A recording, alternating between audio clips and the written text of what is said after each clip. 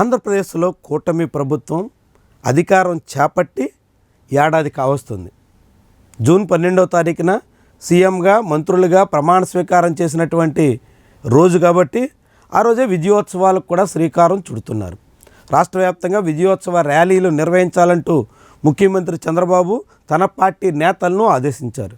కానీ రెండో వైపు రాష్ట్రంలోని వివిధ సర్వేలు వరుసగా తెలుగుదేశం పార్టీ కూటమి పక్షాలు అధికారంలో రాబోతున్నాయి అని చెప్పినటువంటి సర్వేలు కూడా ఇప్పుడు పరిస్థితిని తేట తెల్లం చేస్తున్నాయి. ద న్యూస్ తెలుగు తరపున మనం నిర్వహిస్తున్నటువంటి గ్రౌండ్ రిపోర్ట్లో కూడా అనేక అంశాలు వెల్లడవుతున్నాయి. జిల్లాల వారీగా నియోజకవర్గాల వారీగా ఆ వివరాలని వెల్లడించే ప్రయత్నం చేస్తున్నాం. మనతో పాటుగా అనేక సర్వేలు, ముఖ్యంగా మొన్నటి సాధారణ ఎన్నికల్లో సంచలనమైనటువంటి విషయాల్ని వెల్లడించిన సర్వేలు కూడా ఇప్పుడు కూటమి పక్షాలకు ఎదురుగాలి మొదలైపోయింది అనేటువంటి సంకేతాలు ఇస్తున్నారు. ఆశ్చర్యకరం. ఒక్కొక్క ఎమ్మెల్యే 30% ఓట్లు కోల్పోయారు, 25% ఓట్లు కోల్పోయారు. కొత్త ఎమ్మెల్యేల్లో 40 మంది వరకు మళ్ళీ గెలిచే అవకాశం కూడా లేదు. ఇలాంటి మాటలు ఆసక్తికరంగా ఉన్నాయి, అందులోనూ చాలా ఆశ్చర్యాన్ని కలిగిస్తున్నాయి. ఎందుకంటే సహజంగా ఏదైనా ఒక ప్రభుత్వం గద్దెనెక్కిన ఏడాదిలోపే ఇలాంటి ప్రజాభిప్రాయం గతంలో ఎన్నడూ లేదు. ఆంధ్రప్రదేశ్ చరిత్రలోనే అధికారంలోకి వచ్చినటువంటి పార్టీ ఏడాది గడిచిన తర్వాత కూటమి కానీ సింగిల్ పార్టీ కానీ అధికారం వెలగబెడుతూ ఇలాంటి ప్రజా వ్యతిరేకతను ఎదుర్కొన్నటువంటి చరిత్ర లేదు.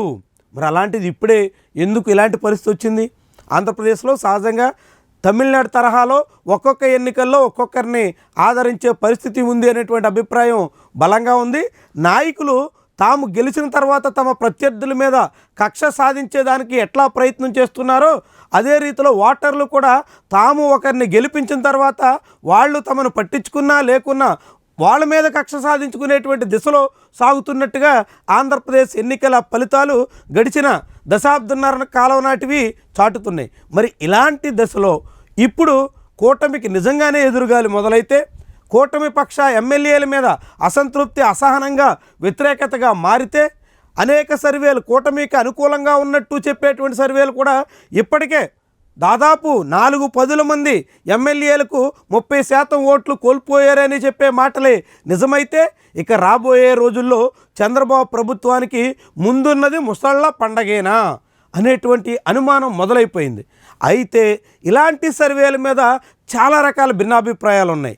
ఎందుకంటే అక్కడ ఉన్న వాస్తవ పరిస్థితిని అంచనాగా తెలియజేయడం వేరు, లేకుంటే మొత్తంగా ఎమ్మెల్యేలు ఓడిపోతారు, 30% ఓట్లు కోల్పోయారు, ఇక 25% కోల్పోయారు అనేటువంటి లెక్కలు చెప్పడం అంటే ఇది పూర్తిగా విపక్షాన్ని ఓవర్ కాన్ఫిడెన్స్లోకి నెట్టే ప్రయత్నం చేస్తున్నట్టే అవుతుందని మరొక రకమైన అభిప్రాయం వినిపిస్తుంది. వైఎస్ఆర్సీపీని ఏమరపాటుకు గురి చేసేందుకు ఆ పార్టీ నేతల్లో అతి విశ్వాసాన్ని కలిగించి అసలు వ్యవహారాన్ని చక్కదిద్దుకునే ప్రయత్నం కూడా చేయకుండా ధీమాగా ఉండిపోయేందుకు తగ్గట్టుగానే ఇలాంటి లీకులు ఇస్తున్నారా అనేటువంటి సందేహం కూడా వ్యక్తమవుతుంది. వాస్తవ పరిస్థితులకు భిన్నంగా అంతా వ్యతిరేకత పెరిగిపోయింది.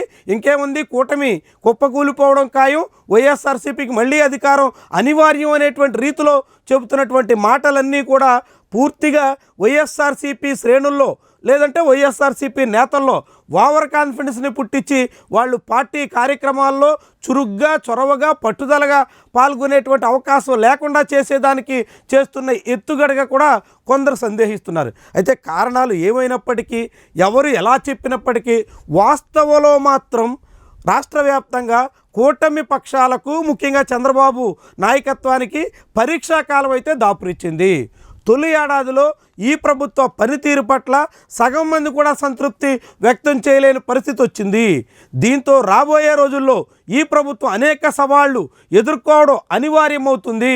మహిళల్లో పెరుగుతున్నటువంటి అసంతృప్తి వ్యతిరేకతగా మారిన, అన్నదాతల్లో మొదలైనటువంటి అసహనం అది వ్యతిరేకతగా పరిణమించిన ఈ ప్రభుత్వం పుట్టి మునిగిపోయేటువంటి దిశలో ఉంటుంది. మరి అలాంటి పరిస్థితి వచ్చేటంత వరకు వైఎస్ఆర్సీపీ ఓపిక్గా తన ప్రయత్నాల్ని ముమ్మరం చేస్తూ ముందుకెళ్తుందా, లేకుంటే ఇప్పటికే గెలిచేసామనేటువంటి ధీమాతో కూటమి మీద పెరుగుతున్నటువంటి వ్యతిరేకతే తమకు బలం కాబట్టి అదే మమ్మల్ని తిరిగి అధికారంలోకి తీసుకొచ్చేస్తుంది అనేటువంటి ధీమాతో ఏం చేయలేకుండా ఓవర్ కాన్ఫిడెన్స్తో సాగిపోతారా?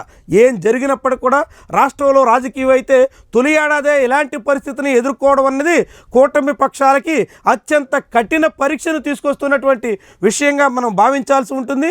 ఒకవైపు రాష్ట్రంలో ఆర్థిక పరిస్థితి అంతంత మాత్రంగా మారుతుండగా, రెండో వైపు పెరుగుతున్నటువంటి ధరలు సతమతం చేస్తుండగా, మూడొక వైపు రైతుల పంటలు గిట్టుబాటు ధర లేక కుదేలైపోతుండగా, అసలు లబ్ధిదారులుగా ఉన్నటువంటి మహిళలకు ఎటువంటి ప్రయోజనం దక్కక ఆగ్రహం మొదలవుతుండగా, ఇవన్నీ కూటమి పక్షానికి మాత్రం సవాళ్లు విసిరే సంకేతాలుగా మనం చెప్పొచ్చు.